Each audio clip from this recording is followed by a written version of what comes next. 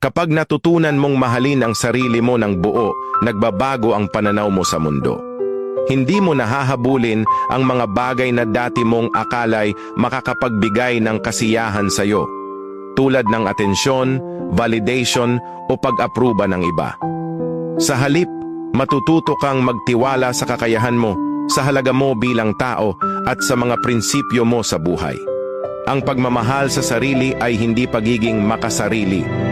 Ito ay pagbuo ng mas matatag na pundasyon para sa sariling kaligayahan at kapayapaan. Kapag mahal mo ang sarili mo, ikaw na ang nagiging standard. Hindi mo na ikukumpara ang sarili mo sa iba dahil alam mong sapat ka, higit pa sa sapat. Hindi madali ang proseso. Darating ang mga araw na kukwestiyonin mo pa rin ang sarili mo.